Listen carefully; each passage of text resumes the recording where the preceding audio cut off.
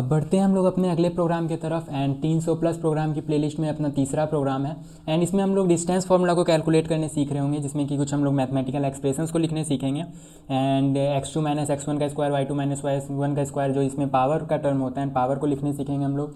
Square root function का use करेंगे। And अगर आप लोगों ने मैथमेटिकल फंक्शंस के प्लेलिस्ट को एक्सेस नहीं किया है, मैथमेटिकल फंक्शंस वाले वीडियो को नहीं देखा है, तो आप लोग वीडियो को देख लो एंड प्लेलिस्ट को एक्सेस कर लो एंड शुरू से फॉलो करो, तो आप लोगों को ज़्यादा अच्छे से समझ में आएगा। हालांकि मैं हर वीडियो में कोशिश करता हूँ कि मैं बेसिक से बताऊँ, सारी चीज़ें बताऊँ, लेकिन फिर भी बहुत ही बेसिक से बताना हर वीडियो में पॉसिबल नहीं है। तो आप लोग प्लेलिस्ट को एक्सेस करो एंड स्टार्टिंग से फॉलो करो, तो ज़्यादा बेटर तरीके से समझ में आएगा। तो सबसे पहले तो हम लोग ड्राई रन करेंगे, एक रफ रन करेंगे एंड डिस्टेंस फार्मूला को देखेंगे कि क्या होता है। एंड फिर उसके बाद हम लोग VS कोड में कोड कर रहे होंगे। तो सबसे पहले हम लोग देखते हैं डिस्टेंस फार्मूला क्या होता है। तो आप लोगों ने हालांकि पहले भी पढ़ा होगा। डिस्टेंस फार्मूला में हम लोग दो पॉइंट के बीच का डिस्टेंस निकालते हैं 2D प्लेन में। अगर एक पॉइंट A है एंड एक पॉइंट B है, तो अगर उसके बीच का डिस्टेंस कैलकुलेट करना है हम लोगों को, उसके बीच का डिस्टेंस निकालना है, तो हम लोग डिस्टेंस फार्मूला से निकालते हैं। एंड मान लो अगर एक कोऑर्डिनेट A है, एक पॉइंट A है, तो उसका कोऑर्डिनेट होगा कुछ x1, y1। एंड एक पॉइंट B है तो उसका कुछ कोऑर्डिनेट होगा, मान लेते हैं x2, y2। तो अगर डिस्टेंस फार्मूला की बात करें तो डिस्टेंस फार्मूला में हम लोग फार्मूला जानते हैं कि डिस्टेंस निकालने का, डिस्टेंस इज इक्वल टू क्या होता है, root under and x2 minus x1 का whole square and plus y2 minus y1 का होल स्क्वायर। इस तरह से हम लोग डिस्टेंस को निकालते हैं। तो C प्रोग्राम में तो हम लोग ये डायरेक्टली नहीं लिख पा रहे होंगे, तो ये जो स्क्वायर रूट दिख रहा है यहाँ पे, स्क्वायर दिख रहा है यहाँ पे स्क्वायर रूट, इसको हम लोग C प्रोग्राम में SQRT फंक्शन से लिख रहे होंगे, SQRT functions. And SQRT functions के अंदर हम लोग ये पूरा एक्सप्रेशंस को डाल देंगे। एंड ये जो यहाँ पे स्क्वायर दिख रहा है, तो स्क्वायर हम लोग किस तरह से लिखेंगे, पावर किस तरह से देंगे, पावर को हम लोग पावर फंक्शन का यूज़ करके देते हैं। तो हम लोग देखते हैं पावर फंक्शन का यूज़ कैसे करते हैं एक्चुअली। जैसे मान लो अगर आपको लिखना है x का पावर 3, तो हालांकि आप लोग C में इस तरह से भी लिख सकते हो, x इंटू x, ठीक है, इस तरह से भी लिख सकते हैं, कोई दिक्कत नहीं है। लेकिन अगर मान लो x पे पावर 100 लिखना है, तो क्या हम लोग x को 100 बार मल्टीप्लाई कर रहे होंगे, बिल्कुल नहीं। तो इसको लिखने का तरीका है, C में हम लोग पावर फंक्शन का यूज़ करते हैं, POW, एंड ब्रैकेट देते हैं, ब्रैकेट के अंदर लिखते हैं x, 100। इसमें मेनली ये जो राइट वाला वैल्यू होता है, तो राइट वाला वैल्यू ये बेस के लिए होता है, ये जो बेस वैल्यू है x। एंड ये जो लेफ्ट वाला वैल्यू जो होता है वो बेस के लिए होता है, जो कि है x। एंड ये जो राइट वाला वैल्यू है जो कि है 100, वो पावर के लिए होता है, जो कि पावर डिनोट कर रहा होता है। तो अगर हम जैसे मान लो अगर हम लोग यहाँ पे लिखते हैं पावर x, n, तो इसका मतलब हो जाएगा x पे पावर n, एंड ये x पे पावर n कैलकुलेट करके देगा। तो जैसे कि यहाँ पे डिस्टेंस फार्मूला में रूट के अंदर लिखा हुआ है x2 माइनस x1 का होल स्क्वायर, ऐसा लिखा हुआ है। तो हम लोग इसको किस तरह से लिखेंगे, तो हम इसको ऐसे भी लिख सकते हैं, x2 minus x1 and into x2 minus x1, दो बार लिख देंगे तो ये वही हो जाएगा x2 माइनस x1 का स्क्वायर। लेकिन इसको हम लोग इस तरह से भी लिख सकते हैं, पाव, एंड यहाँ पे स्मॉल में होगा पाव, एंड सी ये नेसेसरी है कि इसमें हम लोग देना है, कैपिटल है तो कैपिटल देना है, एंड स्मॉल है तो स्मॉल देना है, क्योंकि केस सेंसिटिव होता है C लैंग्वेज। तो यहाँ पे अल्फ़ाबेट का ध्यान रखना है, यहाँ पे स्मॉल POW लिखेंगे, पाव, एंड फिर x2 माइनस x1 पे पावर देखो यहाँ पे 2 है, x2 माइनस x1 पे पावर 2 है।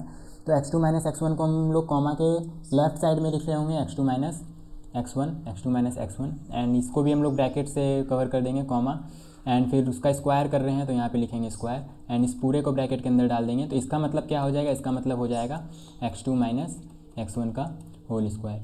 ठीक उसी तरह से अगर मान लो हम लोगों को y वाला एक्सप्रेशन लिखना है, y2 माइनस y1 का होल स्क्वायर, तो उसको C में कैसे लिखेंगे, तो हम लिखेंगे पाव, एंड उसके अंदर लिखेंगे y2 माइनस y1, कॉमा के लेफ्ट साइड में, एंड राइट साइड में लिखेंगे 2, एंड ये पूरे के अंदर ब्रैकेट होगा। इसका मतलब हो जाएगा y2 माइनस y1 का होल स्क्वायर। तो अगर मैं पूरा एक्सप्रेशन आपको लिख के दिखाऊँ तो हम लोग किस तरह से लिखेंगे, तो हम लोग लिखेंगे SQRT स्क्वायर रूट के अंदर होगा, एंड स्क्वायर रूट के अंदर क्या होगा, ये जो पाव वाला फंक्शन है ये होगा। स्क्वायर रूट के अंदर हम लोग क्या लिखते हैं, x2 माइनस x1 का whole square plus y2 minus y1 का होल स्क्वायर। तो वही हम लोग लिखेंगे, पाव, एंड स्मॉल में पाव x2 माइनस x1 का होल स्क्वायर, एंड पूरे पे ब्रैकेट, ठीक है, एंड फिर प्लस फिर हम लोग लिखेंगे पाव y2 minus y1 and y2 minus y1 and इस पूरे का स्क्वायर, ठीक है। यहाँ पे पेन टाइम में थोड़ा प्रॉब्लम हो रहा है, लिखने में नहीं बन रहा है, तो y2 माइनस y1 का होल स्क्वायर। तो इस तरह से हम लोग C में लिख रहे होंगे। एंड डेफिनेटली हम लोग को कुछ डिक्लेयर भी करना पड़ेगा, वेरिएबल डिक्लेयर्स करने पड़ेंगे। तो सबसे पहले स्टेप में तो हम लोग डिक्लेयर ही कर रहे होंगे, मैंने पहले वीडियो में बताया था। टोटल 5 स्टेप होते हैं। तो सबसे पहले तो हम लोग डिक्लेयर करते हैं जिस कंटेनर में हम लोग को इनपुट करना रहता है। तो यहाँ पे हम लोग को आप लोग देख सकते हो ये जो डिस्टेंस फॉर्मूला है यहाँ पे, तो इसमें मेनली क्या है, x2 है एक वेरिएबल, एक x1 है, एक y2 है एंड एक y1 है। तो इसको हम लोग इनपुट कर रहे होंगे सबसे पहले तो यहाँ पे हम लोग क्या डिक्लेयर करेंगे, फ्लोट में डिक्लेयर कर लेंगे ताकि यूज़र कोई भी वैल्यू इनपुट कर पाए, पॉइंट में भी कर पाए एंड डेफिनेटली डेसिमल में भी कर पाए। तो फ्लोट में हम लोग डिक्लेयर कर रहे होंगे x1 and y1, x2 and y2, इसको हम लोग डिक्लेयर कर लेंगे।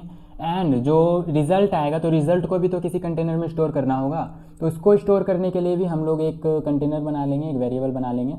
एंड क्योंकि हम लोग यहाँ डिस्टेंस कैलकुलेट कर रहे हैं तो एक डिस्टेंस नाम का भी एक यहाँ पे हम लोग डेफिनेटली वेरिएबल बना लेंगे, डिस्टेंस नाम का एक वेरिएबल बना लेंगे, ठीक है। तो x1 y1 x2 y2 and distance, तो x1 y1 x2 y2 में तो हम लोग इनपुट ले लेंगे यूज़र से, एंड डिस्टेंस में हम लोग प्रोसेसिंग करके इसमें अपना रिजल्ट स्टोर करा रहे होंगे एंड रिजल्ट को हम लोग फिर प्रिंट करा देंगे, ठीक है। तो मेनली हम लोग क्या कर रहे होंगे, सबसे फर्स्ट स्टेप में हम लोग डिक्लेयर कर लेंगे प्रोग्राम में, ये वेरिएबल को डिक्लेयर कर लेंगे जिसकी रिक्वायरमेंट है हम लोगों को। एंड सेकंड स्टेप में हम लोग यूज़र से इनपुट करा रहे होंगे, ठीक है। सेकंड स्टेप में हम लोग यूज़र से इनपुट करा रहे होंगे, ये इनिशियलाइज भी कर सकते हैं लेकिन यहाँ पे हम लोग यूज़र से इनपुट करा रहे होंगे। एंड यूज़र के से इनपुट कराने के लिए कुछ मैसेज भी उसको देना होगा कि जैसे कि अगर कोई यूज़र इनपुट करना चाह रहा है तो कुछ भी इनपुट कर सकता है वो, तो हम लोगों को एक स्पेसिफिक मैसेज देना होगा कि आप सबसे पहले फर्स्ट पॉइंट के कोऑर्डिनेट को इनपुट करें एंड फिर सेकंड पॉइंट के कोऑर्डिनेट को इनपुट करें। तो हम लोग वहाँ पे मैसेज में लिखेंगे कि inter coordinate of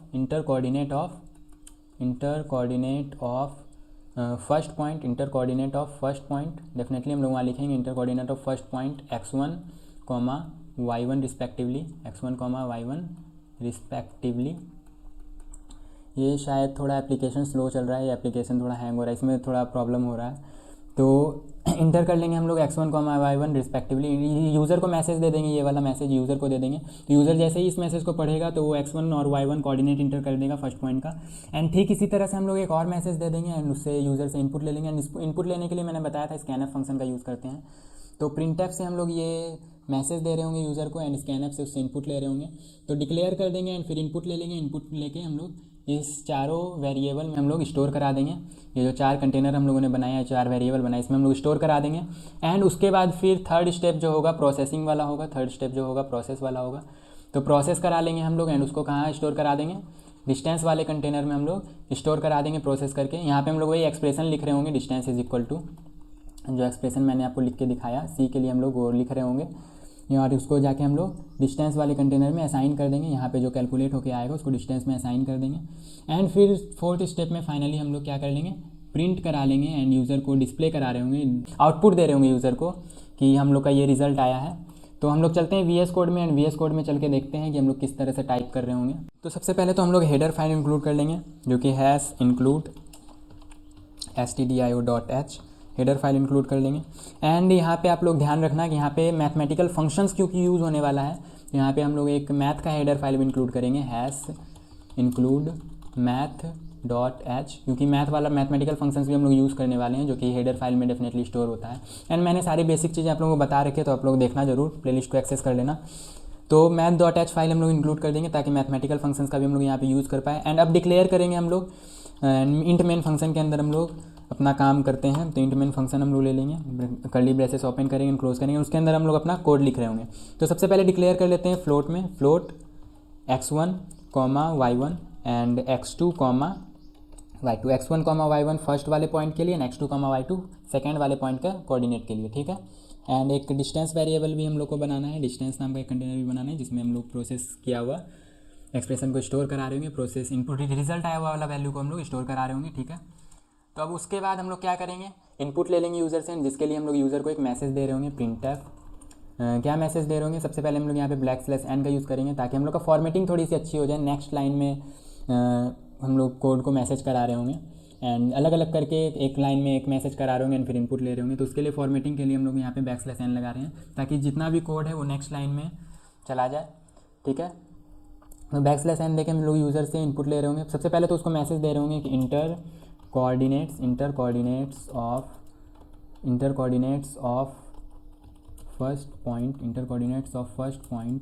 x1, y1 respectively, ठीक है, रिस्पेक्टिवली x1, y1 रिस्पेक्टिवली। अब ये मैसेज जैसे ही यूज़र पढ़ेगा तो वो इनपुट करना चाहेगा, इनपुट के लिए स्कैनफ फंक्शन का यूज़ करते हैं, scanf and %f format specifier यहाँ पे यूज़ होगा। मैंने बताया फॉर्मेट स्पेसिफायर क्या होता है। एंड क्योंकि हम लोगों को x1 एंड y1 कंटेनर में स्टोर कराना है तो %x1 %y1, ठीक है। %x1 में जाके स्टोर हो जाएगा वैल्यू एंड %y1 में स्टोर हो जाएगा जाके वैल्यू, जो कि कोऑर्डिनेट्स के लिए हम लोगों ने वेरिएबल बनाया है। एंड उसके बाद सिमिलर यही स्टेप हम लोग करेंगे। एंड इसमें हम लोग शो कर रहे होंगे कि inter coordinates of second point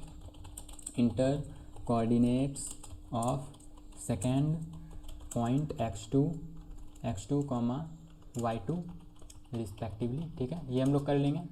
and ये जैसे ही यूज़र को मैसेज मिलेगा तो वो इंटर करना चाहेगा, इनपुट करना चाहेगा, तो स्कैनf %f and comma %x2 %y2, ठीक है। तो इससे हम लोगों का क्या होगा, जो x2 कोऑर्डिनेट और y2 कोऑर्डिनेट हम लोगों ने डिक्लेयर किया उसमें जाके स्टोर हो जाएगा। एंड फाइनली अब जो मेन स्टेप है प्रोसेस वाला, डिस्टेंस इज इक्वल टू, वो ध्यान से लिखना है। SQRT फंक्शन से हम लोग डेफिनेटली लिख रहे होंगे SQRT, ठीक है। एंड उसके अंदर जो एक्सप्रेशंस लिखना था वो हम लोग लिख रहे होंगे, जो कि था पाव, एंड उसके अंदर क्या था, एक और bracket x2 minus x1 and comma 2। इसका मतलब क्या हुआ, x2 माइनस x1 का होल स्क्वायर, एंड फिर प्लस डेफिनेटली फिर पाव एंड y2,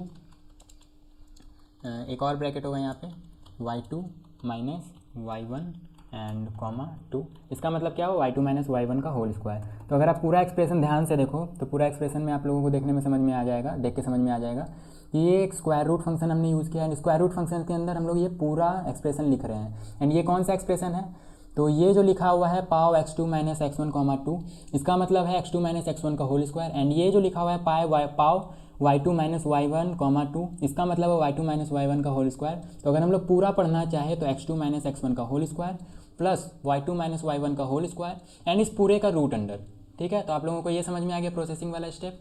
एंड अब जब ये प्रोसेस हो जाएगा, वैल्यू आ जाएगा, रिजल्ट आ जाएगा, तो वो डिस्टेंस वाले कंटेनर के अंदर जाके असाइन हो जाएगा। मैंने बताया था ये असाइनमेंट ऑपरेटर है। तो राइट वाला जो वैल्यू कैलकुलेट होके आएगा वो लेफ्ट वाले कंटेनर में जाके असाइन हो जाएगा, जो कि डिस्टेंस है। तो अब हम लोग यूज़र को आउटपुट दे सकते हैं प्रिंटफ फंक्शन से, प्रिंटफ। एंड यहाँ पे हम लोग डेफिनेटली मैसेज के साथ आउटपुट देंगे कि योर डिस्टेंस, या फिर हम लोग लिख देते हैं यहाँ simply distance between first and second point, distance between first and second point, जो कि यूज़र ने इंटर किया था फर्स्ट एंड सेकेंड पॉइंट का कोऑर्डिनेट। तो हम लोग वही लिख रहे हैं, distance between first and second point is equal to %f। And %f यहाँ पे क्यों लिख रहे हैं, क्योंकि फॉर्मेट स्पेसिफायर यहाँ पे %f होगा, हम लोगों ने फ्लोट यूज़ किया है, कॉमा एंड डिस्टेंस।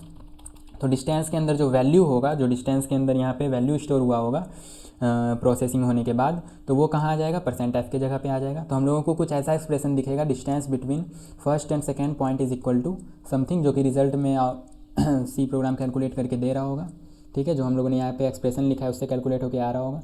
एंड फिर फाइनली हम लोग यहाँ पे लास्ट में क्या लिख देंगे, रिटर्न 0। एंड ये नहीं भी लिखते हैं तो कोई दिक्कत नहीं है, लेकिन क्योंकि हम लोगों ने इंट लिया है, यहाँ पे देखो जो मेन फंक्शन है वहाँ पे इंट डेटा टाइप का यूज़ किया है हम लोगों ने, तो उसके लिए हम लोगों को रिटर्न कराना पड़ता है। एंड ये सारी चीज़ें बेसिक है, मैंने बता रखी है, तो आप लोग देखो जरूर जाके प्लेलिस्ट को एक्सेस कर लो।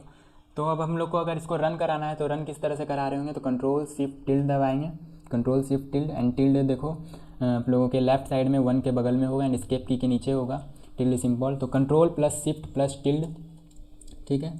तो अब यहाँ पे हम लोग क्या करेंगे रन कराने के लिए, GCC, ये सारी चीज़ें मैंने बता रखी हैं। प्रोग्राम 3.c, केस सेंसिटिव है सी लैंग्वेज, तो केस का ध्यान रखना है, कैपिटल में है या स्मॉल में है। यहाँ पे देखो P कैपिटल है, यहाँ पे देखो, यहाँ जो प्रोग्राम का नाम लिया हमने तो P कैपिटल में है, बाकी स्मॉल में है। तो उसी तरह से हम लोगों ने यहाँ पे भी लिखा है, तो सेम लिखना है आप लोगों को, अदरवाइज़ एरर आ रहा होगा। तो प्रोग्राम 3.c एंड इंटर करते हैं। तो अब यहाँ पे जो मैक यूज़र हैं वो लिखेंगे ./a.out, एंड क्योंकि मैं विंडो यूज़र है तो मैं लिखूँगा ./a.exe, ठीक है। एंड उसके बाद इंटर करेंगे तो यहाँ पे देखो जैसा कि मैंने कहा था, यूज़र को इनपुट होगा एक मैसेज, डिस्प्ले हो रहा होगा एक message, inter coordinate of first point x1, x2 respectively. तो हम लोग यहाँ पे पॉइंट इंटर कर देंगे, लेट से हम लोग 2 और 4 इंटर कर देते हैं। And inter coordinate of second point, तो सेकेंड पॉइंट को हम लोग इंटर कर देते हैं, बस रिवर्स कर देते हैं, 4 और 2 इंटर कर देते हैं।